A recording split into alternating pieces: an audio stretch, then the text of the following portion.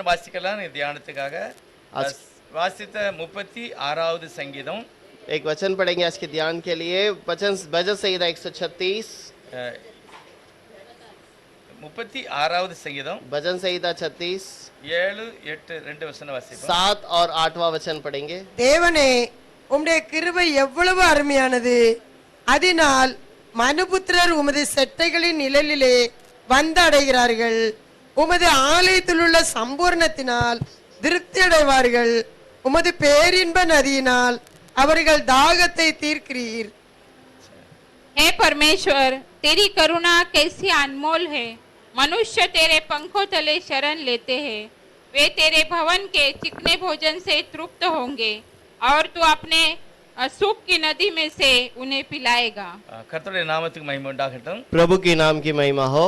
ஆண்டவர் இந்த உலகத்துல அவர் விசேஷமாக ஒரு இடத்தை ஆயத்தப்படுத்துகிறார். प्रभु विशेष करके एक जगह को तैयार करता है. அந்த இடம் நமக்கு கிருபையாக ஆண்டவர் தந்த இடம். वो स्थान प्रभु हमें अनुग्रह से देता है. அதுதான் அவருடைய வீடு. और यही उसका घर है. அவருடைய பிரசன்னம் और उसकी प्रशंसा.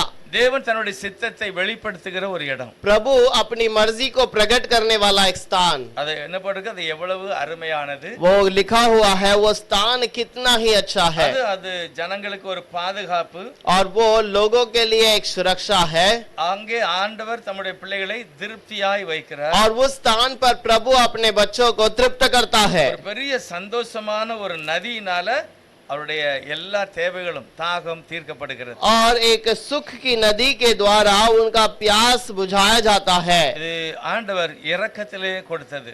और ये प्रभु ने अनुग्रह से दिया है. இந்த வார்த்தைக்காக நான் ஜெபம் பண்ண போறேன். इस वचन के लिए हम प्रार्थना करेंगे. மகிமையான தெய்வமே ஸ்தோத்திரம். महिमा के प्रभु धन्यवाद. நீரே என் சபையை நான் கட்டுவேன் என்று சொல்லி இருக்கிறீர். आपने कहा कि मेरे भवन को मैं बनाऊंगा. என் நாம விளங்க பண்ணுவ எந்த இடத்திலும் நான் வருவேன் என்று சொல்லி मेरे नाम को तुम प्रस्ताव करने किसी भी स्थान पर मैं आऊंगा करके कहा. அப்படியே உம்முடைய நாமம் தரிப்பிக்கப்பட்ட உம்முடைய பிள்ளைகளாகிய நாங்கள் இந்த இடத்துல கூடி இருக்கிறோம். इस समय पर आपके नाम को पहने हुए हम आपके समूह में बैठे हैं. வார்த்தையினாலும் வசனத்தினாலும் நிறைத்து எங்களை ஆசீர்வதிங்க. आपके आत्मा से आपके समूह में आपके भरपूर करके आप रखिएगा. பெரிய காரியங்களை செய்யணும். प्रभु महान कार्य कीजिए. இயேசுவுடைய நாமத்தினால பிதாவே. यीशु के नाम से मांगते हैं पिता.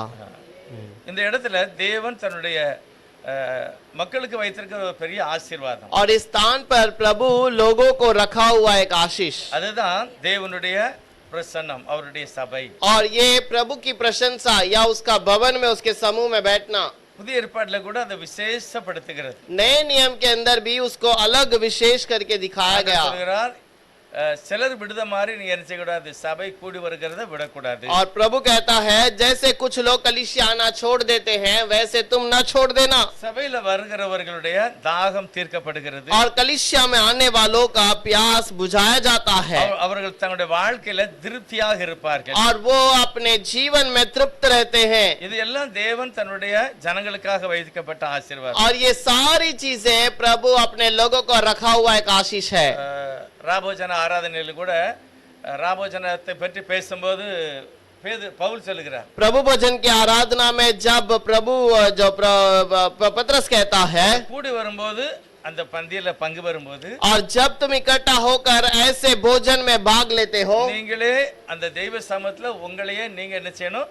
நிதானித்து ஒப்பு கொடுக்கணும்னு போட்டிருக்கு. तुम अपने आप को प्रभु के पास अर्पण करना है करके कहता है.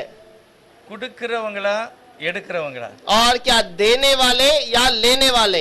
யாரு அந்த தன்னைத்தானே சோதிக்கணும்? कौन अपने आप को जांचना चाहिए? தெய்வ சமூகம் நம்ம எல்லாரும் வாரோம். हम सब प्रभु के समूह में तो आते हैं. இப்ப யாரு தன்னைத்தானே யோசித்து செயல்படணும்? कौन अपने आप को जांच कर काम करना चाहिए? எல்லாருமே தன்னை சோதிக்கணும்னு போட்டிருக்கு. हर एक अपने आप को जांचना चाहिए. அப்ப உங்களுடைய கரத்துல தான் ஒரு ஆசீர்வாதத்தை பெற்றுக்கொள்ளக்கூடிய ஒரு காரியத்தை கர்த்தர் வைத்திருக்கிறார். और इसका मतलब आपकी बातों को आपके हाथों से ही प्रभु आपको देने वाला है. கிருபை நிறைந்தவர். वो अनुग्रह से भरा तो है. எப்பொழுதும் சர்வ பூமியிலேயும் நிறைந்திருக்கிறார். वो हमेशा पृथ्वी पर भरपूर है.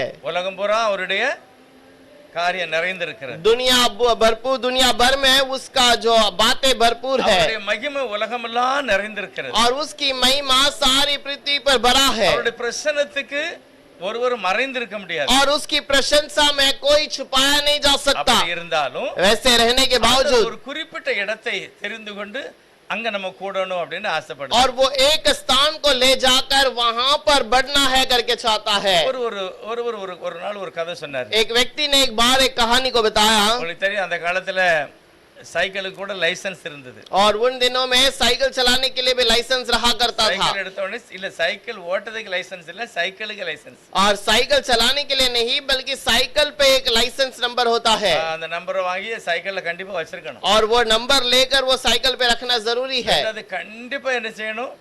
லைட் நைட்ல லைட் போடாம ஓட்ட கூடாது சைக்கிள். और जरूर साइकिल में आगे लाइट रहना चाहिए, उसके बिना साइकिल नहीं चलाना चाहिए। ஆனா அந்த காலத்துல டைனமோ எல்லாம் கண்டுபிடிக்க முந்தி और उन जमाने में जब डायनोमो जो ले उसको जांचने के उसको पहचानने के पहले சைக்கிள்லயே ராத்திரி போகக்கூடிய வியாபாரிகள் ஒரு மண்ணெண்ணெய் விளக்கு வச்சிருப்பாங்க.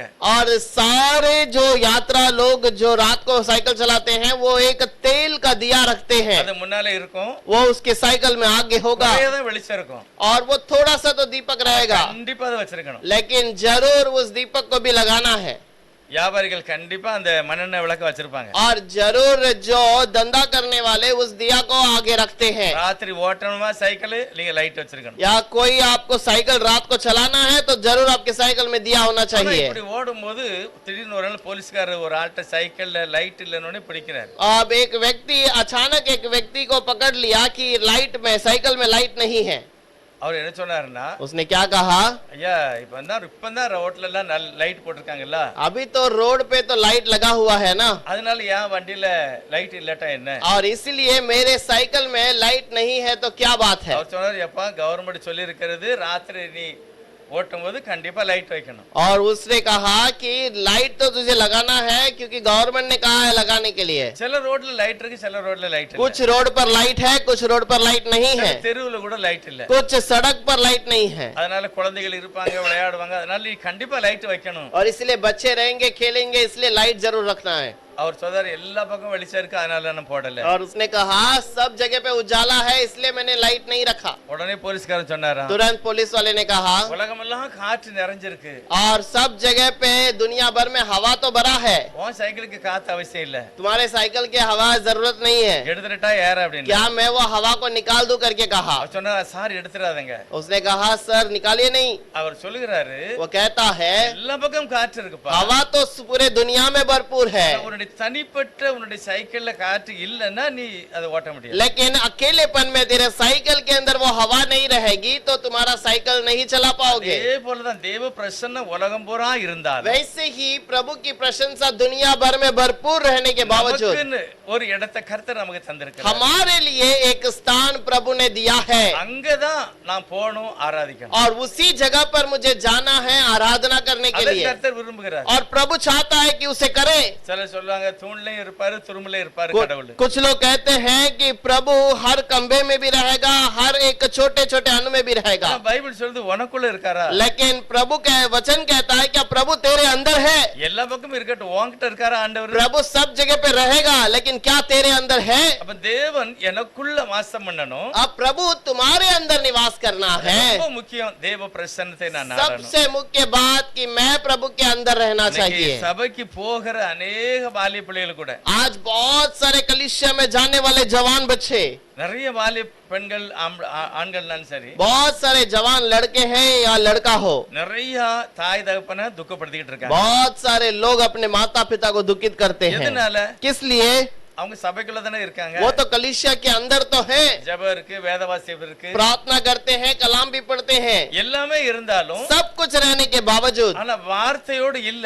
लेकिन वचन के साथ जब नहीं है, அதனால தான் இப்படிப்பட்ட சூழ்நிலை. इसीलिए ऐसी परिस्थिति। ஆகவே கர்த்தர் சொல்லுகிறார், इसलिए प्रभु कहता है கர்த்தருடைய சம்பூரணத்தினால் நீ நிரப்பப்படணும் அப்படின்னா प्रभु की परिपूर्णता में तुम्हें भरपूर होना है तो நீ அவருக்குள்ள இல்ல அவர் உனக்குள்ள இருக்கணும். तू उसके अंदर नहीं बल्कि वो प्रभु तेरे अंदर होना चाहिए। பவுல் பேசுகிறார், प्रेरित पौलुस कहता है நாம் கர்த்தருக்கு உள்ளதா இருக்கும். हम अभी तो प्रभु के अंदर ही हैं। நம்ம நடமாடுகிறது அவருக்குள்ளதான். हम जब चलते फिरते हैं हम प्रभु के अंदर ही चलते फिरते உலகமே हैं। அவருக்குள்ளதா இருக்கு. दुनिया भरपूर उसी के अंदर है, தேவன் உனக்குள்ள இருக்கிறார். लेकिन क्या प्रभु तेरे अंदर है? அப்படி இருந்தா अगर वैसा है அந்த இடத்தை நாம் நாடுவோம். उस जगह को हम ढूंढ அந்த कर இடத்தை जाएंगे, நம்ம பிரியப்படுவோம். उस जगह को जाने के लिए हम प्यासे में रहेंगे। சங்கீதம் சொல்கிறது அவருடைய சட்டையின் கீழே நீ பாதுகாப்பாய் வந்து அடைவாய். वचन संहिता में लिखा है कि उसके पंखों के आड़ में तो आकर संभाला जाएगा। இஸ்ரவேல் ஜனங்கள் எகிப்தை விட்டு வெளியே வந்த உடனே इजरायली लोग जब मिस्र से बाहर निकल कर आए, அவங்க பாதுகாப்பா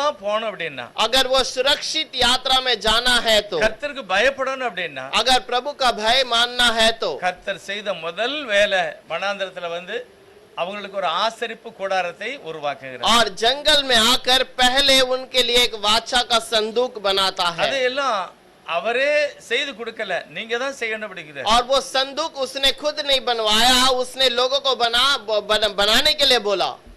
மோசையை கொண்டு மலையில வைத்திருக்கிறார். और मूसा को पहाड़ पर ले गया। 25வது அதிகாரத்துல யாத்திராகமத்துல எல்லாம் அந்த சீன் எல்லாம் காமிக்கிறார். निर्गमन के किताब में 25वें अध्याय में सब कुछ बताता है। என்னதை காமிச்சாரு? उसने क्या दिखाया? பரலோகத்துல ஒரு பெரிய ஆலயத்தை போல ஒரு இடத்தை காண்பித்தார். और स्वर्ग में एक बहुत बड़ा भवन को दिखाया है। அங்க ஒரு பெரிய ஆசரிப்பு கூடாரம் இருக்கிறதையும் மோசே பார்க்கிறார். और वहां पर बहुत बड़ा वाचा का संदूक है, उसे देखा। அங்க தேவ பிரசன்னம் நிறைந்த அந்த இடத்தையும் மோசே பார்த்துட்டார். और उस तंबुओं को बीच में मूसा है, उस कार्य को उसने देख लिया। அந்த ஆசரிப்பு கூடாரத்துல ஒரு உடன்படிக்கை பெட்டி அங்க இருக்கு. वहां पर एक वाचा का संदूक भी रखा गया है। மோசே எல்லாத்தையும் பார்த்துட்டார். वो मूसा ने वो सारे चीजों को देख இப்போ लिया। அது அளவு எவ்வளவு அப்படிங்கிறது अंदाजा தான் மோசேக்கு தெரியும், கிளியரா தெரியாது. अब मूसा को उसका माप जो है वो अंदाज पता रहेगा, शायद इतना हो सकता ஆனா है। கர்த்தர் சொல்லுகிறார் அதனுடைய நீளம் அதனுடைய உயரம் எல்லாம் ஆண்டவர் மோசேக்கு சொல்றார். प्रभु ने मूसा को बताया कि इसकी लंबाई इतनी है, इसकी चौड़ाई इतनी है, पूरा हिसाब बताया है। மோசே நீ மலையில பார்த்துட்டல்ல, मूसा तूने पहाड़ पर जो देखा है அதே போலதான் செய்யணும், वैसे ही तुझे बनाना है, வித்தியாசம் செய்யக்கூடாது. उससे अलग न बनाना। ஆண்டவர் ஒரு காரியத்தை முதலாவதே செய்து வைத்திருக்கிறார். और प्रभु वहां पर पहले से कार्य को बना के அங்க रखा है। தேவனுடைய பிள்ளைகள் ஆராதித்து और மகிமைப்படுத்துகிறார்கள். वहां पर प्रभु के लोग इकट्ठा होकर प्रार्थना அங்க करते हैं। தேவனுடைய உடன்படிக்கை பெட்டி இருக்கிறது. और वहां पर प्रभु का वाचा का संदूक है। யாத்ராம் 25:40 வசனம் கடைசி வசனம் சொல்லுகிறது, निर्गमन 25 के अंदर 40वें वचन पर लिखा है, நான் எப்படி மலையில காண்பித்தேனோ जिस प्रकार मैंने तुझे पहाड़ पर दिखाया அப்படியே செய்யணும், எச்சரிக்கையா இரு. उसी प्रकार बनाना, चेतावनी से बनाना। அப்ப கர்த்தருடைய ஆலயம் அவருடைய சிஸ்டப்படி தான் இருக்கணும். और प्रभु का जो कलीसिया जो है उसके हिसाब से ही होना चाहिए। அதனுடைய ஃபவுண்டேஷன் என்னது? उसका नींव क्या है? கர்த்தர் என்ன சொல்கிறாரு? प्रभु क्या कहता है? மூலைக்கல் யாரு? அவர்தான். और उसका कोने का सिरा वही है। தலைக்கல் யாரு? அவர்தான். और उसका मुख्य पत्थर कौन है? वही है। 1 கொரிந்தியர் 3:11 சொல்லுகிறது, पहले कोरिन्थियों का 3:11 में लिखा है, பற்றிருக்கிற அஸ்திபாரமாகிய கிறிஸ்து இயேசு அவர்தான் அஸ்திபாரம். डाला गया नींव यीशु मसीह को छोड़कर। அப்ப ஒவ்வொரு சபையிலும் அஸ்திபாரம் கிறிஸ்து மகிமைப்பட வேண்டும். अब हर एक जगह पर नींव मसीहा है, उसी पर बढ़ाना चाहिए। அங்கதான் தேவ நாமம் மகிமைப்பட வேண்டும். और उसी स्थान पर प्रभु के नाम की महिमा होती அப்ப है। வருகிறவர்கள் என்ன செய்யணும்? முதலாவது अब आने वाले लोग पहले क्या करने चाहिए? காணிக்கை எல்லாம் பற்றி கர்த்தர் பேசுகிறார். प्रभु दान के बारे में भी बातें करता है। முதலாவது உன்னுடைய குடும்பத்துல ஒரு ஐக்கியம் இல்லன்னா உன் காணிக்கைய வைக்காத அப்படிங்கிறார். और पहले तेरे परिवार में अगर तू संबंध के साथ नहीं रह सकता तो तू दान को कलीसिया में मत ला करके कहता है। ஐக்கியமா காணிக்கையா? अपने भाइयों के बीच में भाईचारा या दान? எது கர்த்தர் பார்க்கிறார்? प्रभु किस चीज को देखता है? அதாவது நீ உன்னுடைய ஃபேமிலில ஐக்கியமா இருக்கணும். पहले तू अपने परिवार के साथ जुड़ कर रहना, அதுக்கு பிறகுதான் நீ காணிக்கை கொடுக்கணும். उसके बाद ही तुम दान लेके आओ। பழைய ஏற்பாட்டுல அப்படிதான் சொல்லி இருக்கிறது. पुराना नियम यही कहता है। ஆபேலை கர்த்தர் அங்கீகரித்தார், आबेल को प्रभु ने स्वीकार तो कर அவருடைய लिया, காணிக்கையை அங்கீகரித்தார். उसके दान को भी स्वीकार किया। காயினை அங்கீகரிக்கவில்லை, काइन को पर प्रभु ने स्वीकार नहीं किया அவர் காணிக்கையை அங்கீகரிக்கிறார். और उसके दान को भी स्वीकार नहीं किया। கர்த்தர் முதலாவது யாரை அங்கீகரிக்கிறார்? पहले प्रभु किसको स्वीकार करता है? நம்மை அங்கீகரிக்கிறார். हमें स्वीकार करता है। நம்மதான் முதல்ல ஏற்றுக்கொள்ள, पहले वो हमें स्वीकार करता है, அதுக்கு பிறகுதான் என்னுடைய காணிக்கை, उसके बाद ही मेरे दान को स्वीकार करेगा, அதுக்கு பிறகுதான் என்னுடைய தசம பாகம். उसके बाद ही मेरा दसवांश। அப்ப முதலாவது நான் என்னை தெய்வத்துக்கு கொடுக்கணும். पहले मैं अपने आप को प्रभु के पास अर्पण करना இதெல்லாம் चाहिए। நாம் ஒழுங்கா படிப்பதுக்கு தான் கர்த்தர் அந்த ஆசரிப்பு கூடாரத்தை வனாந்திரத்தை வைக்கிறார். ये सारे चीजों को सीखने के लिए प्रभु ने उस वाचा के संदूक को, उस तंबू को रखा है। அந்த 25வது அதிகாரத்துல பாத்தீங்கன்னா और 25वें अध्याय में यदि आप ஒரு देखें 16 பொருட்கள் கர்த்தர் கொடுக்க சொல்றாரு. और करीब 16 वस्तुओं को प्रभु कहता है कि इसे ले आओ। மொத்தத்துல பார்த்தா 17 சேரும். करीब गिनेंगे तो 17 होगा பொருட்கள் 16 தான். और जो चीज है वो 16 है। ஆனா 17 என்ன தெரியுமா? और 17वां क्या है? ஃபர்ஸ்ட் வசனம் சொல்லுகிறது, யாரு உத்தம இருதயத்தோட இருக்கிறானோ அவன்கிட்ட மட்டும் தான் வாங்கணும். और जो उत्तम मन वाला है केवल उसी से तो दान लेना। அப்ப முதலாவது கர்த்தர் யாரை பார்க்கிறார்? प्रभु पहला किसे देखता है? நம்ம தான் பார்க்கிறார். हमें देखता है। நான் தெய்வத்துக்கு சமூகத்துல உத்தமமாய் காணப்பட வேண்டும். मैं प्रभु के समूह में उत्तम हूँ के नहीं? கர்த்தருக்கு முன்னால உத்தமமா இருந்தா ஆட்டோமேட்டிக்கா தாய் தப்பனுக்கு உத்தமமா இருப்பாங்க. अगर प्रभु के समूह में हम उत्तम रहेंगे तो हम लोगों के साथ जो माता पिता के लिए भी उत्तम बन வேலை जाएंगे। செய்யற கம்பெனிலயும் உத்தமமா இருப்பாங்க. अपने काम करने वाले स्थान पर भी उत्तम हो जाएंगे। படிப்புல எல்லாத்துலயும் உத்தமம் தன்னா வந்துரும். अपने काम में, अपने पढ़ाई में उत्तम हृदय से काम करेंगे। தேவன் என்னுடைய தனி வாழ்க்கையில உத்தமத்தோடு இருக்க விரும்புகிறார். प्रभु मेरे अकेलेपन के जीवन के अंदर उत्तम मन से रहना அது चाहता தேவ है। சமூகத்துல தான் அது ஆகிறது. प्रभु के समूह में ही ये कार्य होता है। ஆண்டவர் பாருங்க அதுக்கு நிறைய கட்டளை எல்லாம் கொடுக்கிறார். प्रभु उसके लिए बहुत सारा कार्य करता 10 है। கற்பனை கட்டளை கர்த்தர் கொடுத்தார். बहुत 10 आज्ञा प्रभु ने दिया। நிறைய வேதாகமத்துல வல்லமையான உள்ள ஜனங்கள் சொல்றாங்க 613 நியாயப்பிரமாண வார்த்தையை கொடுத்தாராம். और व्यवस्था के अंदर प्रभु के वचन में कहता है कि करीब 313 आज्ञा प्रभु ने दिया है। 613 613 आज्ञा। அவ்வளவு கட்டளைகளை எழுதி वो सारी आज्ञाओं को लिखकर தேவன் தன்னுடைய ஜனங்களே காதுகள் கேட்க சொல்லிட்டாரு. और प्रभु अपने लोगों के कान के सुनने में वो बातों को இப்ப कह நீங்க दिया। சொல்ல முடியாது இது எனக்கு தெரியாது. अब आप नहीं कह सकते कि मुझे ये आज्ञा या पता नहीं இது था, தெரிஞ்சிருந்தா நான் செய்திருப்பேன். ये पता होता तो मैं कर लेता। அப்படி சொல்லவே முடியாது. ऐसा कह ही नहीं सकते। தேவன் தன் சித்தத்தை முதலாவது ஜனங்களுக்கு தெரியப்படுத்திட்டார். और पहले प्रभु अपने मर्जी को प्रकट करवा दिया। 2 பேதுரு முதல் அதிகாரத்துல கர்த்தர் சொல்லுகிறார். दूसरा पत्रस के अंदर पहले अध्याय में प्रभु का वचन कहता है। 2 பேதுரு முதல் அத்தியாயத்துல दूसरा पत्रस का पहला अध्याय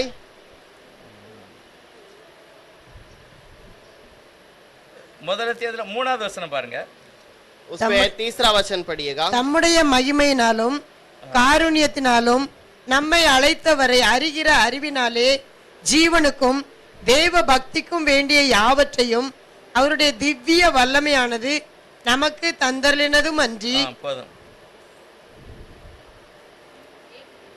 एक पे थी। क्योंकि उसकी ईश्वरीय सामर्थ्य ने सब कुछ जो जीवन और भक्ति से संबंध रखता है हमें उसी की पहचान के द्वारा दिया है, जिसने हमें अपनी ही महिमा और सद्गुण के अनुसार बुलाया। திவ்ய வல்லமை और उसका உயர்வானது उसका बहुत ही महत्वपूर्ण महिमा। அப்படிப்பட்ட ஒரு பெரிய ஒரு மகிமையை और वैसी महिमा को அவர் நமக்கு தந்திருக்கிறார். और वो महिमा को हमें दिया है। அவர் தம்முடைய மகிமையினாலும் காருண்யத்தினாலும் और वो अपनी महिमा और सद्गुण से அவர் நல்ல எண்ணத்தோட நம்மளை அழைத்திருக்கிறார். और अच्छे बुद्धि से उसने हमें बुलाया है। நம்மளை நம்பி இருக்கிறார். हमारे ऊपर वो भरोसा करता है நம்ம அவர் பார்த்து அன்பு செலுத்தினார். और वो हमें देखकर प्रेम करता है। திவ்ய வல்லமை அப்படின்னா என்னது? और ये जो उत्तम जो महिमा का मतलब क्या? வெளிப்படுத்தின விசேஷம் அந்த அதிகாரத்துக்கு மேல ஃபர்ஸ்ட் வருகிறது. திவ்ய வாசகனாகிய யோவானுக்கு வெளிப்படுத்தப்பட்டது. और वो दिव्य महिमा के द्वारा उसको प्रभु की महिमा को प्रकट किया है। மேன்மையானவன், वो सबसे उत्तम சுவையானவன், और सबसे स्वाद, இனிமையானவன், सबसे मीठा। அப்படிப்பட்ட ஒரு யோவானுக்கு கர்த்தர் தன்னுடைய சித்தத்தை और வெளிப்படுத்தினார். वैसे यूहन्ना को प्रभु ने अपनी मर्जी को प्रकट किया। அதே வார்த்தை இங்க போட்டிருக்கிறது. वही बात को यहाँ पर बताया गया। உங்களையும் என்னையும் நம்ம எல்லாரையும் கர்த்தர் அப்படி அழைத்திருக்கிறார். आपको और मुझे भी प्रभु ऐसे ही बुलाता है। 1 பேதுரு 1வது அதிகாரத்துல लेकिन पहला पत्रस का पहला अध्याय 15வது வசனம் சொல்லுகிறது, 15 वचन में कहता உங்களை है அழைத்தவர் பரிசுத்தராய் இருக்கிறது போல तुम्हें बुलाने वाला पवित्र है, इसीलिए நீங்களும் உங்கள் நடக்கல் எல்லாவற்றிலும் பரிசுத்தமாய் இருங்கள். और तुम भी अपनी सारी बातों में पवित्रता से रहो। திரும்ப அந்த பேதுரு சொல்றாரு, फिर पत्रस कहता है, பழைய ஏற்பாட்டுல இருக்கிறது சுட்டி காண்பிக்கிறார். पुराने नियम के उस वचन को दोबारा बताता நான் है, பரிசுத்தர் मैं पवित्र हूँ, ஆகையால் நீங்களும் பரிசுத்தமாய் இருங்கள் என்று எழுதி இருக்கிறது பழைய ஏற்பாட்டுல. और इसीलिए तुम भी पवित्र बनो करके पुराने नियम में वचन में लिखा है। கர்த்தர் நம்மளை நினைத்திருக்கிறார், அவர் ஆசீர்வதிப்பார். प्रभु हमें याद किया है, वो आशीष भी करेगा। மாய்மாலம் இல்லாத ஒரு வாழ்க்கை வாழ கர்த்தர் நம்மளை அழைக்கிறார். लेकिन दिखावट में नहीं बल्कि पूरे मन से प्रभु के लिए सच्चाई से रहना தேவ है। சமூகத்துல ஒரு ஆசீர்வாதம் இருக்கணும். प्रभु के समूह में सच्चाई से रहना है, அதுதான் ஒரு மேன்மை. और यही एक महिमा की बात है। ஆரம்ப காலத்துல சபைக்குள்ள ஒரு பெரிய மகிமை இருந்தது. और आरंभ के समय पर कलीसिया में एक बहुत बड़ा महिमा था। இன்னைக்கு நிறைய சபைகளை பாருங்க, சபைக்குள்ளேயே ஒரு அடிபடி, और आज बहुत सारे कलीसिया के अंदर ही झगड़ा होता है, ரொம்ப பிரச்சனை பண்ணுதாங்க. बहुत सारा समस्या ले आते हैं உண்மை இல்ல. और कोई सच्चाई அந்த नहीं। கொடுக்கப்பட்ட நிறைய ஆலயங்கள்ல பள்ளிக்கூடம் இருக்கு. और वो यहाँ पर दिए गए बहुत सारे भवन के अंदर वो स्कूल है, ஆனா அதுக்குள்ளே உண்மை கிடையாது. उसके अंदर भी सच्चाई नहीं। இதுக்கு என்ன காரணம் அப்படின்னா, इसका क्या कारण है? அவங்க தேவனை பற்றிய அறிகிற அறிவு அவங்களுக்கு இல்ல. और वो प्रभु का उस प्रेम के अंदर नहीं रहते।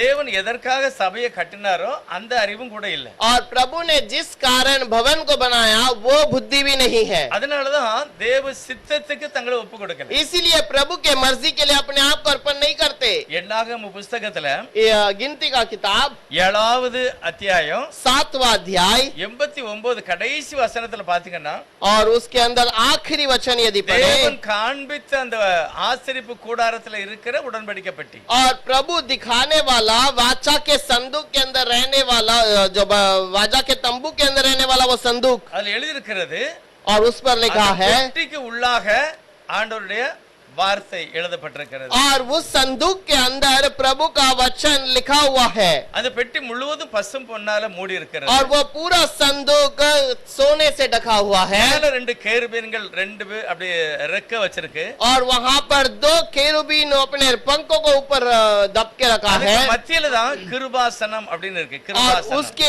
बीच में वहां पर अनुग्रह का आसन है। அந்த இடத்துல தேவனுடைய கிருபை உள்ள ஸ்தானம் இருக்கு. और वहां पर प्रभु का अनुग्रह का आसन है, அதுதான் சர்ச்சுக்குள்ள இருக்கிறது. और वही कलीसिया के अंदर है। தேவனுடைய சபைக்குள்ள வார்த்தை இருக்கிறது. और प्रभु का वचन के अंदर वो भवन के अंदर वचन तो है, அவருடைய சட்டம் இருக்கு. प्रभु का नियम है। அதே சமயத்துல அவர் இருக்கிற இடம் என்னது? और उसी समय पर वो रहने वाला स्थान कौन सा है? கிருபாசனம். वो अनुग्रह का आसन है। கிருபாசனம்னா என்ன? अनुग्रह का आसन का मतलब क्या? நாளும் நீங்க போனீங்கன்னா உங்களை ஒப்பு கொடுத்து புதுப்பித்துக் கொள்ளலாம். आप कोई भी उसके पास जाएंगे, अपने आप को उसको देकर बदल सकते हैं। யாரையுமே தள்ள மாட்டாரு. वो किसी को इनकार नहीं करता, அவர் உங்களை ஏற்றுக்கொள்ளுவார். वो आपको स्वीकार करता है। அதுதான் அந்த கிருபாசனம். और यही वो अनुग्रह का आसन है। கிருபாசனம் மேல, வார்த்தை கீழே. अनुग्रह का आसन ऊपर और उसके नीचे प्रभु का वचन है। இன்னைக்கும் கர்த்தர் அப்படிதான் வச்சிருக்கிறார். आज भी प्रभु वैसे ही रखा है। ஆண்டவரை பற்றி சொல்லி இருக்கிறது, அவர் எடுத்துக்கொள்ளப்பட்டார். और प्रभु के बारे में कहा गया है कि वो उठा लिया गया। இயேசுவானவர் இப்ப எங்க இருக்காரா? अब यीशु मसीह कहां पर है?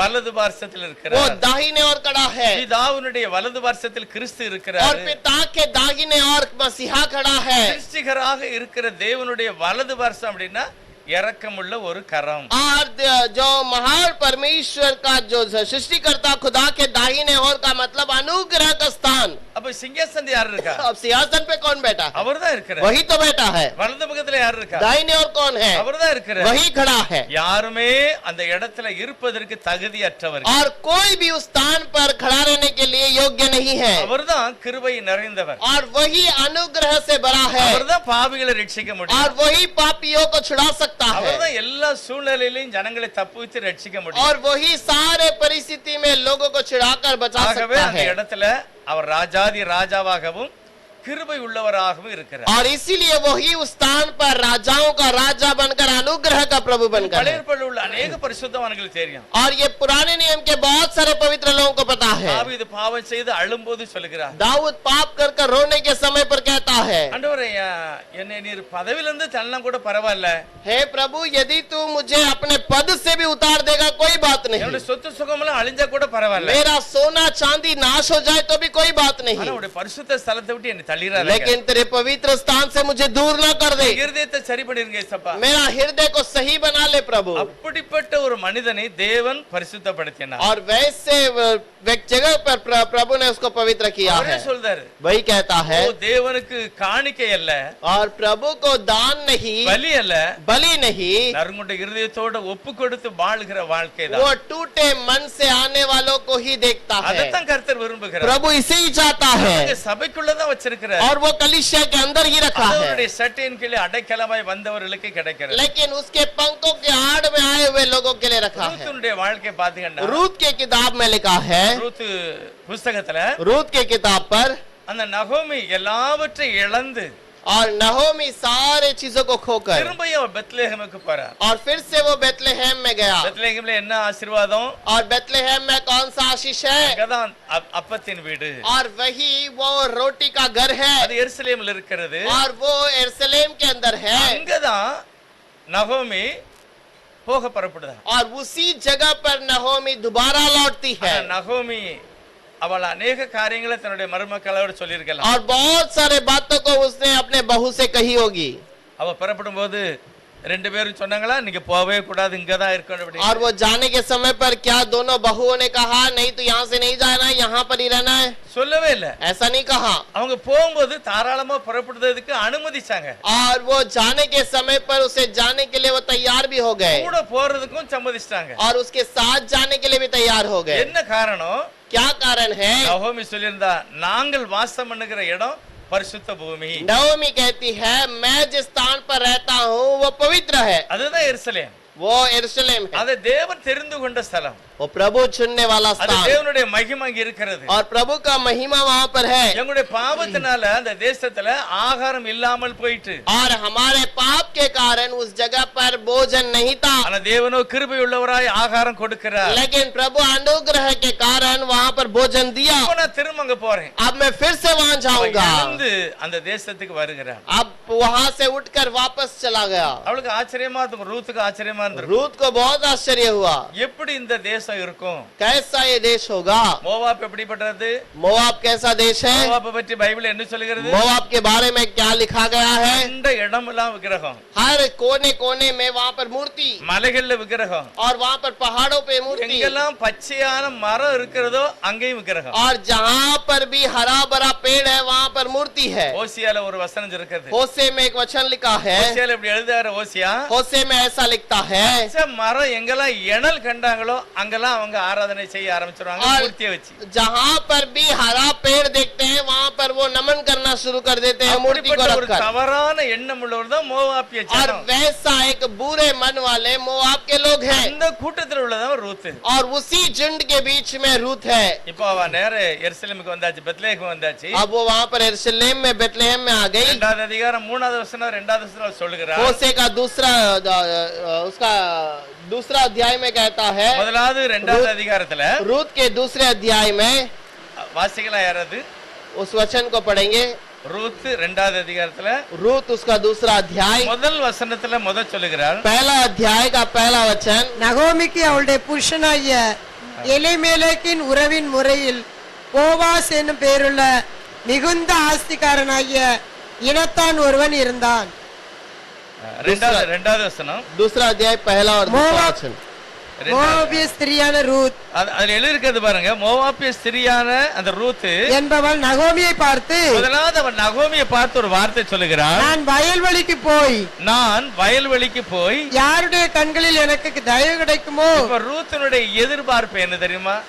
रूत का इंतजार क्या है? என்ன எதிர்பார்ப்பு? क्या सोच कर जाती है? யாருடைய கண்ணிலையாவது எனக்கு தயவு வேணும். जिसके नजर के सामने मुझे दया मिलती है। யாருடைய கண்ணில தயவு கிடைக்கிறது? किसके नजर में दया अनुग्रह मिलता है? போவாசுடைய கண்களையா கர்த்தருடைய கண்களையா? क्या प्रभु के नजर में कि बोआस के नजर में? கர்த்தருடைய கண்கள்ல தான் அவளுக்கு முதலாவது அவளுக்கு இரக்கம் கிடைக்கும். पहले प्रभु के नजर में उसको अनुग्रह मिला है। அங்க போய் நான் கதிர்களை பொறுக்கி கொண்டு வருவேன் அப்படி. वहाँ पर जाकर बालों को लेकर आऊंगी। புதிய தேசம், புதிய அனுபவம். और नया देश है, नया अनुभव है। போறாங்க, போகிறாள். उस देश पे गई, அந்த எஜமான் அங்க இருந்து வருகிறார் பாருங்க. वहाँ पर वो नौकर, वो मालिक वहाँ पर आता ஆனா है। இவ உண்மையிலே தற்செயலாக அந்த நிலத்துக்கு போனாளா தெய்வ சித்தப்படி போகிறாளா अब ये ऐसी अंदाजा उस खेत पे चली गई या प्रभु के मर्जी से वहाँ पर चली गई? வசனம் சொல்லுகிறது தற்செயலாய் அவளுக்கு அது நேரிட்டது. वहाँ पर लिखा है कि वो अनजान में उस खेत पे गई है। ஆனா நமக்கு தெரியும் உலகத்துல நடக்கிறது அத்தனையுமே தேவனுடைய சித்தத்தினால लेकिन நடக்குது. हमें पता है दुनिया में जो भी बातें होती है ये प्रभु के मर्जी से ही होता है அவர்கள் தேவனுடைய ஆவியினாலே நடத்தப்படுகிறார்கள். और जो प्रभु के आत्मा से चलाए जाते हैं அவர்களுக்கு கர்த்தரே காரியங்களை வாக்கிய பண்ணுகிறார். और उन लोगों के लिए प्रभु ही कार्य को सफल करता ரூத் है। தன்னுடைய வாழ்க்கையில தெய்வத்துக்கு தன்னை ஒப்பு கொடுக்கிறார். रूत अपने आप को प्रभु के लिए अर्पण करती है ஆகவே சரியான இடத்துக்கு போறான். और इसीलिए सही जगह पर அந்த जाती है। எஜமான் வரும்போது ஒரு வார்த்தை சொல்றான் பாருங்க. और वो मालिक वहाँ पर आने के समय पर एक बात को कहता है 4வது வசனத்துல, चौथे वचन पर, அப்பொழுது போவாஸ் और तब बोआज பெத்லகேமிலிருந்து வந்து बेतलहम से आकर அறுக்கிறவர்களை பார்த்து लवने वालों से कहने लगा கர்த்தர் உங்களோடு இருப்பாராக என்றார். यहोवा तुम्हारा संग रहे करके कहा। தேவனுடைய வாசஸ்தலத்துல வாசமா இருக்கிற ஒரு மனிதன், और प्रभु के निवास स्थान में निवास करने वाला एक व्यक्ति, அவன் நடந்து கொள்ளுகிறவன் பேசுகிற ஒரு காரியத்தை பாருங்க. और उसका चाल चलन और उसका कार्य को देखिए। நம்ம போவாஸ் மாதிரி மாறணும். आज हमें बोआज के समान बदलना है। போவாஸ் வந்து ஜனங்களை பார்த்து சொல்லுகிறான், बोआज आके लोगों से कहता है கர்த்தர் உங்களோடு கூட இருப்பாராக. यहोवा तुम्हारे संग रहे। நம்ம சொல்லுமா யார் வீட்டுக்கு போய் क्या முதல்ல हम कहीं पर किसी के घर पर जाकर ऐसे बातों को कहते हैं? வெளியில பார்த்து சொல்லுவோமா, क्या किसी को रास्ते पे देखकर कहते हैं கர்த்தர் உங்களோடு கூட இருப்பாரா? प्रभु आपके संग रहे? மார்க்கெட்டுக்கு போறீங்க, क्या आप मार्केट में जाएंगे? கர்த்தர் உங்களோடு கூட प्रभु இருப்பாரா? आपके संग रहेगा। ஊருக்கு போறீங்களா, क्या आप गांव जाते हैं? கர்த்தர் உங்களோடு கூட இருப்பாரா? प्रभु आपके साथ रहेगा। போவாஸ் வேலை செய்கிற ஆட்களை பார்த்து இப்படிப்பட்ட உயர்வான வார்த்தைகளை பேசுகிறார். और बोआज अपने नौकर काम करने वाले खेत में लोगों को देखकर कहता है, எருசலேமில தேவ பிரசன்னத்துல வாழுகிற ஜனங்களுடைய குணாதிசம், और यरूशलेम नगर में रहने वाले लोगों का गुण। நம்ம வீட்டுக்குள்ள கூட நிறைய பேரு பிள்ளைகளை பார்த்து கணவனை பார்த்து இந்த மாதிரிப்பட்ட வார்த்தையை சொல்லணும், ஆனா நிறைய பேர் சொல்ல மாட்டாங்க. बहुत सारे लोग अपने घर पर अपने पत्नी, अपने पति, अपने बच्चों को देखकर ऐसे शब्द कहने चाहिए, लेकिन नहीं कहते। ஆனா சொல்லணும், ऐसा कहना चाहिए, போயிட்டு வா கர்த்தர் உன்னோடு கூட இருப்பார். जाकर आओ प्रभु तुम्हारे संग रहेगा। ஜனங்களும் உடனே சொன்னாங்க, கர்த்தர் அப்படியே உங்களை ஆசீர்வதிப்பார். लोग भी वैसे कहते हैं कि प्रभु यहोवा भी तुझे आशीष करे। தேவனுடைய ஆசீர்வாதம் ஜனங்களுக்குள்ள எப்படி பரவுகிறது? और प्रभु का आशीष लोगों के बीच में कैसे आता है? ஒவ்வொரு விசுவாசிகள் மூலமாக. हर एक विश्वासी के द्वारा। போவாஸ் தீர்க்கதரிசியா, बोआज भविष्य देखता है இல்ல क्या? முற்பிதாவா, या वो पूर्वजग है? தேவனுடைய வம்சத்துல தான் வருகிறார். और प्रभु के वंश में आता है, அவர் எருசலேம்ல குடி இருக்கிறாரு. यरूशलेम में रहता है। அப்ப எவ்வளவாக தேவனை நேசித்தால் இந்த வார்த்தையை சொல்ல முடியும்? कितना प्रभु से प्यार करेंगे तो ऐसे बातों को कह सकता அவர் है। சொல்கிறார், கர்த்தர் உங்களோடு கூட वो இருப்பார். कहता है प्रभु तुम्हारे संग रहेगा। நிறைய கம்பெனி ஓனர்லாம் பாத்தீங்கன்னா बहुत सारे कंपनी के ओनर को देखेंगे, நல்ல Dress போட்டாலும் சிலருக்கு பிடிக்காது, आप अच्छा वस्त्र पहनेंगे तो कुछ लोगों को पसंद नहीं கார்ல आता। போனா கூட பிடிக்காது. आप कार में जाएंगे तो भी पसंद नहीं நிறைய आता। ஓனர்கள் அப்படி இருக்காங்க, बहुत सारे ओनर ऐसा है, நிறைய சொந்தக்காரங்க கூட அப்படி இருக்காங்க. कुछ रिश्तेदार भी ऐसे ही है। நல்லா இருந்தாலே பிடிக்காது, आप अगर खुशी से हैं तो उनको पसंद நல்ல नहीं, Dress போட்டா பிடிக்காது. आप अच्छा वस्त्र पहने तो उसे पसंद ஆனா नहीं। போவாஸ் சொல்றார், கர்த்தர் உங்களோடு கூட இருப்பார். लेकिन बोआज कहता है कि प्रभु तुम्हारे संग है। ஜனங்களும் சொல்றாங்க, ஐயா ஆண்டவர் உங்களை ஆசீர்வதிப்பார். लोग भी कहते हैं कि प्रभु आपको आशीष करे। இப்படிப்பட்ட மகிமை எங்க இருக்கு? ऐसा महिमा कहाँ पर है? பெத்லகேம்ல இருக்கு. बेतलहम में है, பெத்லகேம்ல உள்ள ஆசீர்வதிக்கப்பட்ட ஜனங்களிடத்துல காணப்பட்டது. और बेतलहम में आशीषित पाए हुए लोगों के बीच में அவர் है। அப்படி பேசுகிறார். और वो वैसे ही बातें करता அடுத்து है। அவரே சொல்லுகிறார் பாருங்க, उसके बाद वो कहता है देखिए, யாருன்னு எல்லாம் விசாரிச்சாச்சு. और क्या है करके बहुत लोग पूछताछ कर உடனே लिया। ஜனங்கள் சொல்றாங்க, लोगों ने कहा இவன் மோவாபிய பெண்மணி, ये तो मोआब की स्त्री है, மோவாப் தேசத்துல இருந்து வந்திருக்கிறார். मोआब के देश से यहाँ पर आई है। அவர் சொல்லுகிறார் 8வது வசனத்துல, 8वां वचन में कहती போவாஸ் है, ரூத்தை பார்த்து, மகளே मोआब रूत को देखकर कहती நான் है, சொல்றது கேளு, मैं जो कहता हूँ सुन வேற ले, வயலுக்கு நீ போக கூடாது, और कोई खेत पे तू न जा, இந்த இடத்தை விட்டு நீ போக கூடாது, कहीं और खेत में न चला जा, என் பெண்களோட நீ இருக்கணும். और मेरे सेवकों के साथ ये तू काम कर। உனக்கு தாகமா இருந்தா அங்க தண்ணி இருக்கு. क्या तुझे प्यास है तो यहाँ पर पानी है। எல்லாவற்றையும் கொடுக்கிற ஒரு சுபாவம் உள்ள ஒரு மனிதன் போவாஸ். सब कुछ देने वाला गुण वाला एक मन है बोआज का। முதலாவது வார்த்தையில ஒரு ஆசீர்வாதம் பாரு. पहले उसके इस बातों में आशीष, கொடுக்கிறது அதுக்கு பிறகுதான். देने की बात उसके बाद है। நிறைய பேரு கொடுக்கிறது அல்லது வாங்குறதெல்லாம் நோக்கம்.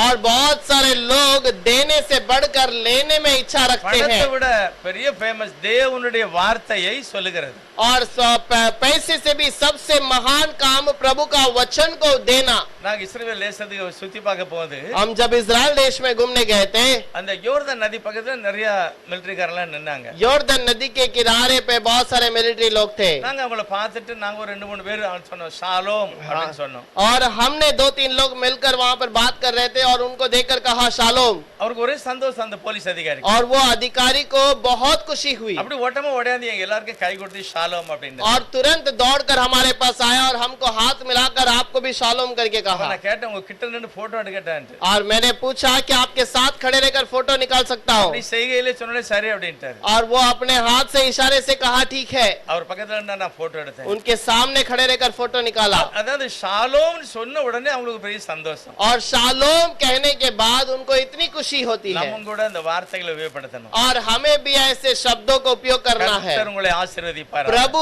आपको आशीष करेगा। எல்லா பிரச்சனை இருந்தாலும் சரி कोई भी समस्या क्यों ना रहे, வார்த்தையில் இருக்கிற வல்லமையான வார்த்தை வாழ்க்கையை மாற்றுகிறது. और हमारे जबान पे रहने वाला शब्द जीवन को आशीष தேவ करता है। சமூகத்துல வரும்போது இந்த மாற்றம் और प्रभु के समूह में आने के समय पर ऐसा आशीष। அவரே சொல்லுகிறாரு और वही வேற कहता है இடத்துக்கு போக கூடாது, तो और कहीं पर मत जा, என் மக்களோட கூட तो இருக்கணும். मेरे लोगों के साथ में चल। தாகம் இருந்தா தண்ணி எடுத்துக்க. यदि प्यास है तो यहाँ से पानी पी ले। எல்லாவற்றையும் சொல்லிட்டு और ये सब कहने के அவர் बाद ஒரு தீர்க்க தரிசனமாக ஒரு வார்த்தை சொல்லுகிறார். वो भविष्यवक्ता के समान एक बात को कहता உன் है, புருஷன் செத்துட்டான், तेरा पति तो मर गया, ஆனா நீ உன் ஜென்ம தேசத்தை விட்டுட்டு தேவனுடைய சமூகத்தை நீ வந்திருக்கிற. तू अपने जन्म के देश को छोड़कर प्रभु के समूह में आई है। உன்னை அறியாத இடத்துக்கு வந்திருக்கிற. तो एक अनजान जगह पर आई है।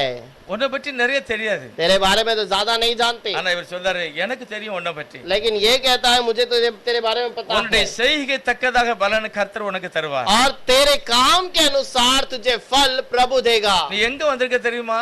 और तू कहाँ पर आई है पता है? தேவனுடைய சட்டையின் கீழ் அடைக்கலமாய் तू வந்திருக்கிறாய். प्रभु के पंखों के तले आड़ में आई है। ரூத் எங்க வந்தா? रूत कहाँ पर आई है?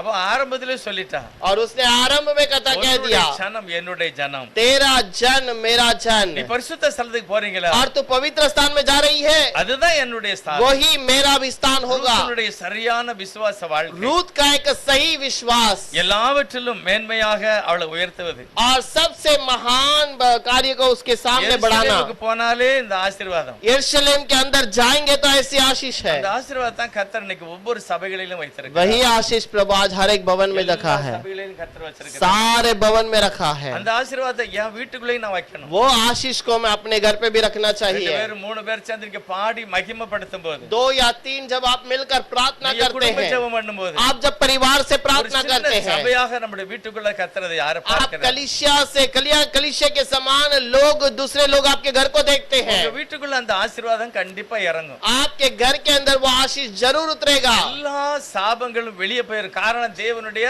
மகிமை அங்க இறங்குறது. सारा श्राप निकल जाएगा क्योंकि प्रभु की महिमा है। அந்த போவாஸ் சொல்லுகிறார் பாருங்க, बोअज कहता है, அவராலே உனக்கு நிறைவான ஆசீர்வாதம் கிடைக்கும். उसके द्वारा तुम्हें महिमा से आशीष मिलेगी। அவரு நிறைய அவளை விசாரிச்சாரு. और वो बहुत उससे पूछताछ किया। தன்னுடைய வேலைக்காரங்களை பார்த்து சொல்லுகிறாரு, अपने नौकरों से कहता है, யாரும் அவளை சேதப்படுத்த கூடாது, துக்கப்படுத்த கூடாது. कोई उसे दुखित ना करना, ठोकर ना देना। அவள் நியாய பிரமாணத்தின்படி அவ வந்திருக்கிறார். और व्यवस्था के अनुसार वो यहाँ पर आई है। நாமும் நியாய பிரமாணத்தின்படி நடந்து கொள்ள வேண்டும். और हमें भी व्यवस्था के अनुसार चलना है। அப்படியே முட்டை வெட்டி விட்டுறாத. और पूरा उस खेत को कटनी के समय पर पूरा ना काटना, கொஞ்சம் கொஞ்சம் ஓரமா விட்டுரு. थोड़ा थोड़ा कोने कोने पे छोड़ देना। கர்த்தர் மோசே பார்த்து சொன்னார், प्रभु में मूसा को देखकर कहा, அந்த ஓரம் எல்லாம் கொஞ்சம் விட்டுருங்க. वो खेत के कोने कोने को काटना नहीं, ஏழைகள் வந்து சாப்பிடட்டும். जो गरीब है वो आकर उसमें से खाएंगे। உபாகமம் 7:15 நினைக்கிறேன், அதுல ஒரு வசனம் இருக்கிறது. व्यवस्था विवरण 7वें अध्याय में एक वचन है, 7:15 ஞாபகம் எழுதிக்கிறது. அதாவது ஏழைகள் உன்னிடத்துல இருக்கவே கூடாது. और गरीब तुम्हारे बीच में रहना ही नहीं ஆகவே चाहिए। நீங்கள் இந்த காரியத்தை கடைபிடிக்க வேண்டும். और इसीलिए इन बातों का तुम्हें पालन करना है। 15வது அதிகாரம் உபாகமம் व्यवस्था विवरण 15वां अध्याय 4வது வசனம் சொல்லுகிறது, 4वां वचन पर लिखा எளியவன் है, உனக்குள் இல்லாதபடியினால் நீ இப்படி செய்ய வேண்டும். और तेरे बीच में कोई गरीबी ना हो इस कारण तो ऐसा कार्य करना। 11வது வசனம், और 11वां वचन, தேசத்தில் எளியவர்கள் இருப்பதில்லை, तेरे देश में दरिद्र तो वो सदा पाए जाएंगे। தேவனுக்கு பயப்படுகிற ஜனங்கள் இருக்கிற இடத்துல இருக்க கூடாது. और जहाँ पर प्रभु का भय मानते हैं वहाँ पर ऐसे लोग नहीं रहेंगे। அதுதான் தேவனுடைய ஆசீர்வாதம். और यही प्रभु का आशीष है। தேவ சமூகத்துல வைக்கப்பட்ட இன்னொரு காரியம். और प्रभु के समूह में रखा जाने वाला और एक आशीष। எண்ணாகம புத்தகம் और एक जगह पर गिनती का किताब 17வது அதிகாரத்துல 17वां अध्याय 5வது வசனத்தை வாசிக்கணும். उसमें 5वां वचन पढ़ेंगे। அப்பொழுது நான் தெரிந்து கொள்ளுகிறவனுடைய கோல் துளிர்க்கும். இப்படி இஸ்ரவேல் புத்திரர் உங்களுக்கு விரோதமாய் முறுமுறுக்கிற அவர்கள் முறுமுறுப்பை என்னை விட்டு ஒழிய பண்ணுவேன் என்றார். और जिस पुरुष को मैंने चुनूंगा उसी की छड़ी में से छड़ी में कलियां फूट निकलेगी और इस्राएली जो तुम पर बुड़बुड़ाते रहते हैं वह बुड़बुड़ाना मैं अपने ऊपर से दूर करूंगा। இப்ப கர்த்தர் சொல்லுகிறார், अब प्रभु कहता है சபைக்குள்ள நிறைய முறுமுறுப்பு இருக்கு. कलीसिया के अंदर बहुत बड़बड़ करती है। அதனால நான் எல்லாரும் சபைக்கு வராங்க. इसलिए सब लोग कलीसिया पे तो आते हैं சபைக்குள்ள வருகிறவருடைய நிலையை நான் காண்பிப்பேன். और कलीसिया में आने वाले लोगों की परिस्थिति में दिखाऊंगा। அதனால சொல்றாரு எல்லாரும் அவங்க ஒரு கோல் எடுக்கணும். और इसीलिए सब अपना अपना एक लाठी लो அதுல பேர் எழுதணும். और उस पर अपना नाम लिखना। கம்புனா என்னது? और लाठी का मतलब क्या? அதுல இலையும் இருக்க கூடாது, பூவும் இருக்க கூடாது, மொட்டையா இருக்கணும். और उस पे ना कोई पत्थर होने चाहिए ना कोई पत्ता होना चाहिए, सब सूखा रहना चाहिए। அப்படிப்பட்ட ஒரு கம்பு தான். वैसा एक लाठी। அதுல அவங்களுடைய பேரை எழுதாங்க. और उस पर वहाँ पर एक नाम को लिखता है। அவங்களே எழுதணும். वो अपने आप का नाम लिखना है। கர்த்தருடைய சமூகத்துல கொண்டு மோசே வச்சிட்டாரு. प्रभु के समूह में मूसा ने लाके रख दिया। வச்சிட்டாங்க. रखने के बाद மறுநாள் காலையிலே பார்க்கும்போது और जब दूसरे दिन उन्होंने देखा அந்த கோல்களை மோசே சாட்சி கூடாரத்துல உள்ள கொண்டு வச்சிட்டாரு. और दूसरे दिन मूसा साक्षी पत्र के तंबू में रख दिया। 8வது வசனம் சொல்லுகிறது, 8वां वचन में लिखा है சாட்சியின் கூடாரத்துல மோசே பிரவேசித்து பார்க்கிறார். और दूसरे दिन मूसा साक्षी के पत्र के तंबू में गया நிறைய கம்பு இருக்கு, 12 கோல் இருக்கு. और वहाँ पर 12 लाठी रखी गई। ஆனா ஆரோனுடைய கோல் வித்தியாசமாய் மாறிவிட்டது. लेकिन हारून का लाठी वहाँ पर वो फलदारी हुआ। அது துளிர்த்தது. और वहाँ पर लिखा है அது துளிர் விட்டது. और वहाँ पर वो फलने लगा। ரெண்டாவது பூ பூத்தது. और वो वहाँ पर उसके अंदर फल आने लगी। முதலாவது பூ பூக்கு. और वो पहला उसके अंदर फूल आया। அதுக்கு பிறகு வாதுமை और பழங்களை அது கொடுத்தது. उसके बाद उसके अंदर फल निकलने लगे। முதலாவது அந்த கம்புக்கு உயிர் வந்துட்டு. और उसके अंदर वो जीवन आना शुरू हुआ। அதுக்கு பிறகு என்ன செய்து? துளிர் விட்டது. और उसके बाद वो फलना शुरू हुआ। பூ பூத்து பழமும் பழுத்துட்டு. और वो फूल आकर फल भी लग गए। கொஞ்சம் யோசித்து பார்க்கணும். थोड़ा सोच कर देखिए, நம்ம சபைக்கு வந்திருக்கிறோம். हम सब कलीसिया में आए ஒரு हैं। செத்து போன கம்புக்கு இவ்வளவு ஒரு ஆசீர்வாதம் கிடைக்கும். एक सूखी लकड़ी को ऐसा आशीष मिला है, நம்பவே முடியாது. ऐसा भरोसा ही नहीं कर எல்லா सकते। பக்கத்துலயும் அதுக்கு மேலேயும் கீழே வேற இல்ல. और ना उसके ऊपर कोई जड़ है ना नीचे कुछ जड़ है, காஞ்சி போன ஒரு கம்பு தான். एक सूखी लकड़ी है। எப்படி கர்த்தர் அதை செழிக்க வைக்கிறார்? कैसे उसमें फलदारी कर देता है? கர்த்தரால் எல்லாம் ஆகும். प्रभु से सब कुछ होगा। கர்த்தரால் கூடாத காரியம் ஒண்ணுமே இல்ல. प्रभु से ऐसा कोई काम नहीं जो नहीं हो सकता। இப்ப என்ன செய்யணும்? பலவீனப்பட்டாலும் சரி, आप क्या करना है? कमजोर हो जाए तो भी, வறுமையா இருந்தாலும் சரி, कंगाल हो जाए तो भी, தேவ சமூகத்துல உட்காரும் போது சொல்லணும், ஆண்டவரே மோசேனுடைய கோல் துளிர் விட்டது. प्रभु के समूह में कहना है मूसा का लाठी वहाँ पर फल देने लगा அது செழிப்பா இருந்தது. और वो फलदारी बन गया। அது மண்ணுல எல்லாம் வைக்கல. और वो मट्टी के अंदर गाड़ी नहीं गई। அது இருந்த இடம் விசேஷம் என்ன? ஆசீர்வாத கூடாரத்துக்கு. और जो स्थान में वो था वो उस वाचा का संदूक का स्थान தேவ था। மகிமை அங்க இருக்கிறது. प्रभु की महिमा उसके अंदर है। வசனத்துக்கு பக்கத்திலே வச்ச கம்புக்கு இந்த நிலையா? और वचन के पास में रहने वाले लाठी का ये सामर्थ है। யோசிச்சு பாருங்க, நமக்கு அப்ப என்னெல்லாம் கிடைக்கும்? अब हमें क्या क्या मिलना चाहिए? நம்மளும் வசனத்தை வச்சிருக்கோம். हम भी तो वचन को रखे हैं, நம்ம சபைக்கு வரோம். हम भी तो कलीसिया में आते हैं। மாற்றமே இல்ல அப்படின்னா अगर हमारे अंदर बदलावट है ही नहीं, ஏதோ ஒரு முறுமுறுப்பு இருக்கு. इसका मतलब वहाँ पर कुछ तो बुड़बुड़ है। தேவன் முறுமுறுக்க ஜனங்களை வெளிப்படுத்துவதற்கு தான் இந்த காரியத்தை प्रभु செய்தார். ऐसे बुड़बुड़ जन को बाहर निकालने के कारण ऐसा कार्य தேவ करता है। சமூகத்தை நான் விரும்புறேன். காத்திருக்கணும். प्रभु के समूह में हमें जाना है. அவருடைய சமூகத்துல காத்திருந்த ஜனங்கள் பாக்கியவான்கள். उसके समूह में रहने वाले लोग धन्य हैं. ஒரே நாள் ராத்திரியில மகிமை வெளிப்பட்டது. एक ही दिन रात को वहां पर महिमा प्रकट हुआ. ஆரோனுடைய குடும்பத்தை கூட கர்த்தர் ஆசீர்வதிக்கிறார். आरोन के परिवार को भी प्रभु ने आशीष की. நான் நினைக்கிறேன் எபிரேயர்ல 4வது அதிகாரம் நினைக்கிறேன். எபிரேயர் நிருபத்துல इब्रानियों का 8वां अध्याय 4 4था अध्याय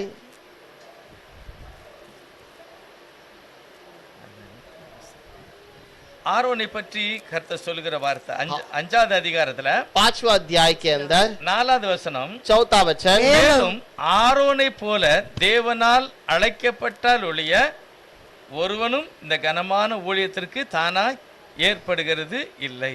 और यह आदर का पद कोई अपने आप से नहीं लेता जब तक कि हारून के समान परमेश्वर की ओर से ठहराया ना जाए. தேவன் ஆரோனை ஒரு பெரிய மகிமையான சாட்சியாக நிறுத்துகிறார். और प्रभु हारून को एक महिमा के गवाही में खड़ा किया. ஆனா ஆரோன் இந்த ஆசீர்வாதத்தை பெறுவதற்கு முந்தி என்னெல்லாமோ செய்துட்டார். हारून ये आशीष को पाने के पहले क्या क्या कर दिया. மோசே மேல மலை மேல போயாச்சு. और मूसा पहाड़ के ऊपर चला गया. எத்தனாவது அதிகாரத்துல மலை மேல ஏறுகிறார்? कौन से अध्याय में पहाड़ के ऊपर चढ़ा. யாத்திராகமம் 18வது அதிகாரத்துல மலை மேல ஏறிட்டார். निर्गमन 8वां अध्याय के अंदर ऊपर चढ़ गया था. அவர் இறங்கும் போது 32வது அதிகாரம். और वह जब पहाड़ से उतर रहा था 32वां अध्याय. 40 நாள் மோசே மேல உட்கார்ந்து 40 दिन तक मूसा ऊपर बैठा है. சமூகத்துல தான் இருந்தார். प्रभु के समूह में बैठा அவருடைய था. முகம் பிரகாசமா இருந்தது. उसका चेहरे पे चमक आनी शुरू हुई. தண்ணி குடிக்கல, சாப்பிடவே ना செய்யல. वो पानी पिया ना वो कुछ पानी खाना खाया. புதிய பலத்தோட வருகிறார். वो नए सामर्थ्य से आता है. வந்தா यहाँ पर आने के बाद ஆண்டவர்ட்ட இருந்து ஒரு பெரிய காரியத்தை வாங்கிட்டு வந்திருக்கிறார். प्रभु के पास से बहुत बड़े कार्य को ले आया. அவர் வார்த்தையை கொண்டு வந்திருக்கிறார். और वो वचन को ले आया. ஆரோனுக்கு ஒரு பெரிய ஆசீர்வாதத்தை மேல இருந்து கொண்டு வரார். और हारून के लिए भी एक बहुत बड़ा आशीष को ले आता है. ஆரோனுக்கு என்ன உண்டு? हारून को क्या है. யாத்திராகமம் 28வது அதிகாரத்துல ஆரோனுடைய ஊழியத்தை பற்றி கர்த்தர் சொல்லுகிறார். निर्गमन के 8वें अध्याय में हारून को जो मिलना चाहिए उसके बारे में कहता है. 28வது அதிகாரம் 28वें अध्याय पर எப்படி ஆரோனை அலங்காரம் செய்யணும், कैसे हारून को श्रृंगार करना है, அவனை எப்படி அபிஷேகம் பண்ணணும், उसको कैसे अभिषेक करना है. ஜனங்களுக்காக தெய்வ சமூகத்திலே மன்றாடுகிற ஒரு தேவனுடைய ஊழியக்காரர். और लोगों के सामने प्रभु के लिए जो रहने वाला एक व्यक्ति का जीवन.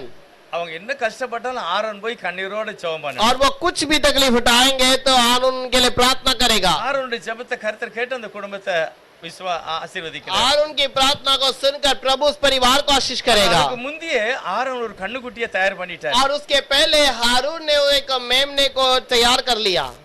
ஒரு மாடை, एक गाय को तैयार कर लिया.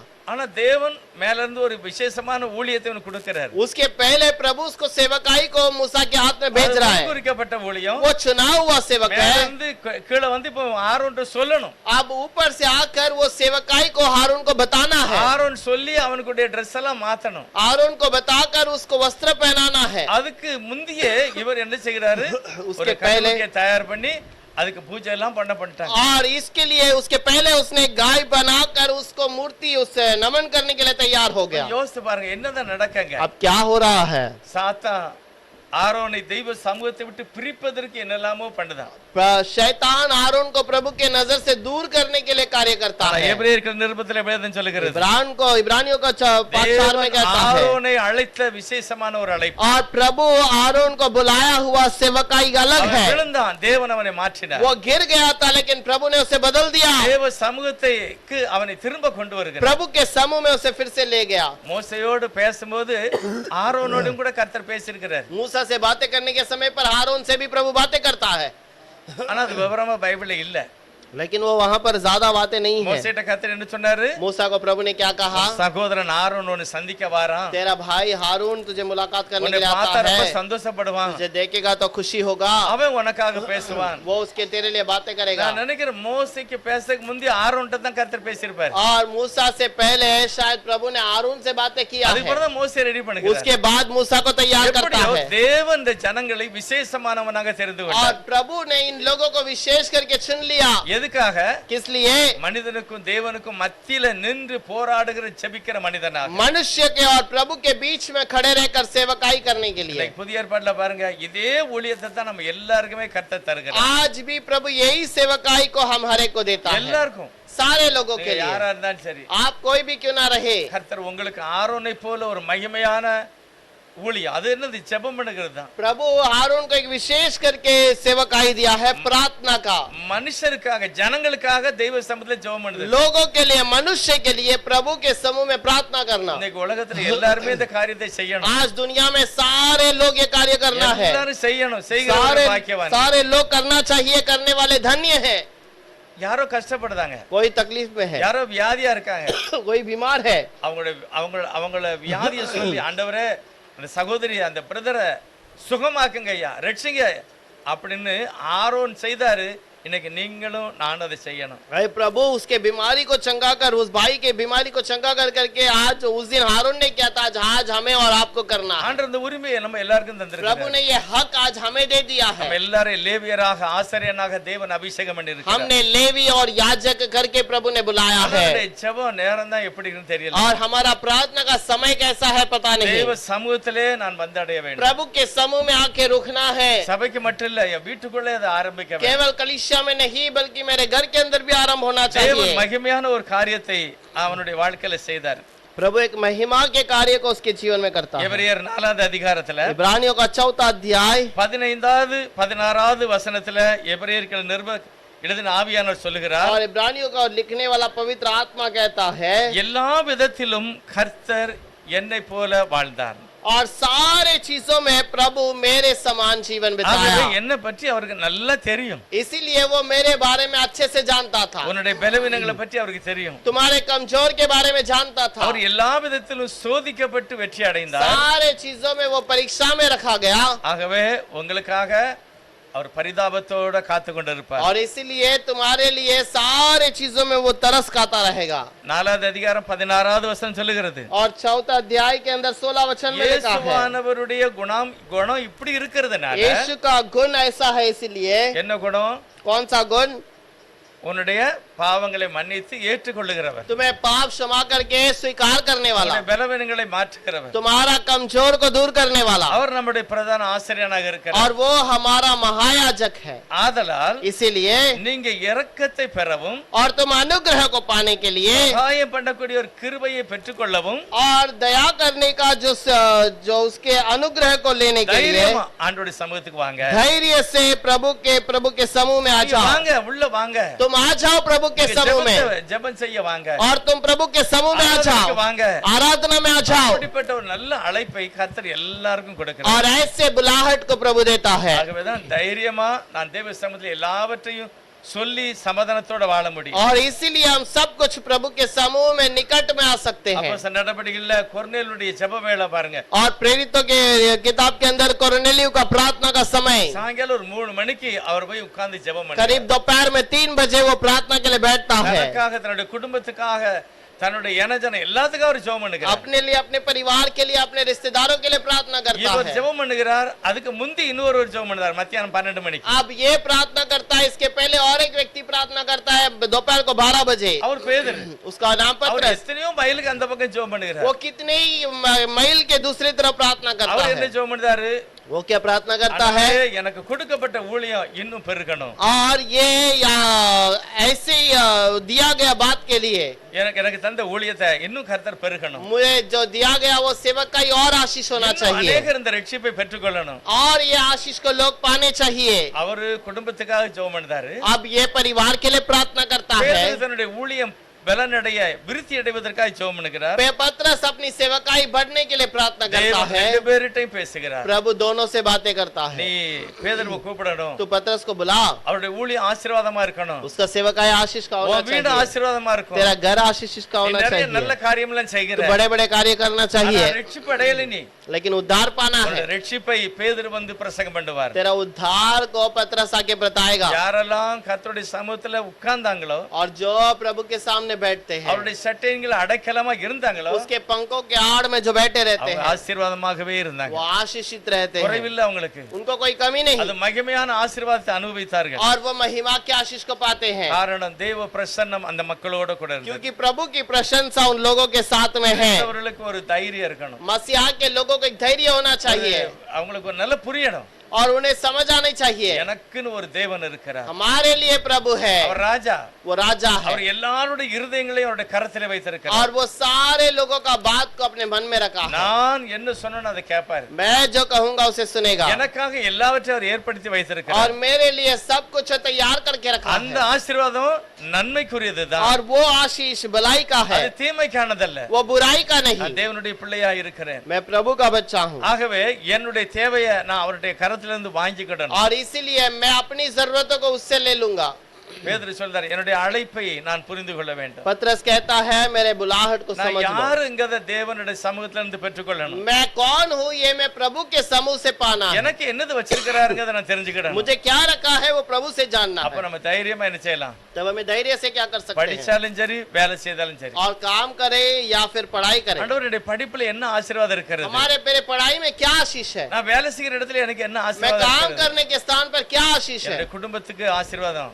मेरे परिवार के लिए आशीष, எல்லாவற்றையும் நீர் வைத்திருக்கிறீர், அதை सब- எனக்கு தாரும். सब कुछ आशीष आपने तैयार करके रखा है, वो मुझे दीजिए। அது ஒரு நாளும் கண்ணீர் வராது, கவலையும் வராது. वो कभी आंसू ना आगा, दुख ना होगा, அப்படிப்பட்ட மகிமையான ஆசீர்வாதத்தை தேவ சமூகத்துல உட்கார்ந்து நான் பெற்றுக்கொள்ள வேண்டும். और वैसे आशीष को प्रभु के समूह में बैठ कर पाना चाहिए। 36வது சங்கீதம் 7வது வசனம். 36 संगीत भजन संहिता के अंदर 36 7வது வசனம் சொல்லுகிறது, 7वां वचन पर தேவனே कहता உம்முடைய है, கிருபை எவ்வளவு அருமையானது. हे प्रभु तेरा अनुग्रह कितना बड़ा है, அதனாலே மனுபுத்திரர் உம்முடைய சட்டையின் கீழே வருவார்கள். और इस कारण मनुष्य तेरे पंखों तले आएंगे, உம்முடைய நிழலிலே வருவார்கள். और तेरे छाया में आएंगे, உமது ஆலயத்தில் உள்ள சம்பூரணத்தினால் கண்டிப்பா திருப்தியாக இருப்பார். तेरे भवन के चीजों से वो भरपूर रहेंगे, உம்முடைய பேரின்ப நதியினால் அவருடைய ஏக்கம் தாகம் எல்லாம் கர்த்தர் நீக்கி விடுவார். और तेरे उस नदी से उनका प्यास उनका भूख मिट जाएगा, வெளிச்சத்திலே வெளிச்சம் காண்பார்கள். और उजियाले में वो उजियालों को देखेंगे। யார் இதை பெற்றுக்கொள்வாங்க? कौन इसे पाएगा, யாரு? कौन? தைரியமா இல்லையா? நாங்க அதை பெற்றுக்கொள்வோம். हाँ, क्या आप धैर्य से कह सकते हैं मैं उसे पाऊंगा, நாங்கள் அதை பெற்றுக்கொள்வோம். हम उसे पाएंगे, எங்களுக்கு தான் அது எழுதி இருக்கிறது. हमारे लिए तो ये लिखा हुआ है। அப்படியே உங்களை ஆசீர்வதிப்பார். प्रभु ऐसे आपको आशीष करे। நம்ம எல்லாரும் ஜெபம் பண்ணலாம். हम सब प्रार्थना करेंगे।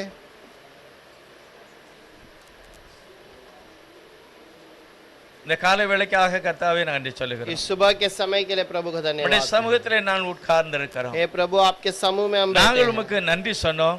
हम आपको धन्यवाद कहे हैं, எங்களுடைய தேவையெல்லாம் நாங்கள் சொல்லி இருக்கிறோம். और हमने अपनी सारी जरूरतों को कह உம்முடைய दिया। பாதத்தில் இருந்தவர்கள் ஒரு நாள் வெட்கப்படுவதில்லை. आपके समूह में रहने वाले कोई शर्मिंदा न உம்முடைய हो, பேரின்ப நதியினால் உம்முடைய தாகம் தீர்க்கப்படுகிறது. और आपके उस नदी के कारण लोगों का प्यास बुझाया எங்களை जाता है। எல்லாம் நீர் அப்படி ஆசீர்வதிக்கிறீர். हमारे को आपने ऐसा आशीष எங்களுக்காக दिया, அப்படிப்பட்ட ஆசீர்வாதம் வைத்திருக்கிறீர். और वैसे आशीष हमने आपने हर एक के लिए உலகம் रखा है। முழுவதும் என்ன நடந்தாலும் சரி, दुनिया भर में कोई बात क्यों ना हो, இஸ்ரவேல் ஜனங்களுக்கு மேல ஒரு வெளிச்சம் இருந்தது. इजरायलियों के बीच में एक बहुत बड़ा आशीष है, காரணம் தேவ பிரசன்னம் அவர்களோடு கூட இருந்தது. और प्रभु का प्रशंसा उनके साथ था। தேவனுடைய வாசஸ்தலம் அவர்களுக்கு முன்பாக சென்றது. प्रभु का निवास स्थान उनके आगे चलता रहा। வாசஸ்தலத்தில் வந்திருக்கிற எங்கள் ஒவ்வொருவரையும் அப்படியே आपके ஆசீர்வதித்து निवास स्थान में आए हुए हम हर एक को प्रभु आप देखिए, ஒவ்வொரு ஜெபங்களும் கேட்டு அவர்களை हर ஆசீர்வதிப்பீராக. एक के प्रार्थना को सुनकर आशीष இந்த कीजिए। காலை வேளையிலே இயேசுவாவுடைய நாமத்தில் வாழ்த்தி इस ஆசீர்வதிக்கிறோம். सुबह के समय में यीशु के नाम से आशीष मांगते हैं, ஆசீர்வாதத்தோடு சுகத்தோடு இருக்கட்டும். आशीष के साथ चंगाई के साथ रहे। இயேசுவானுடைய நாமத்தினால பிதாவே. यीशु के नाम से मांगते हैं पिता।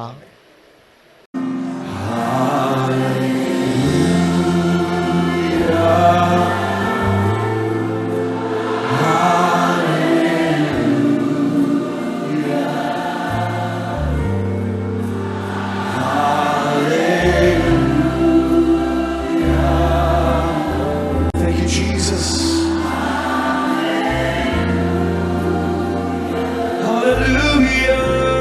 Hallelujah.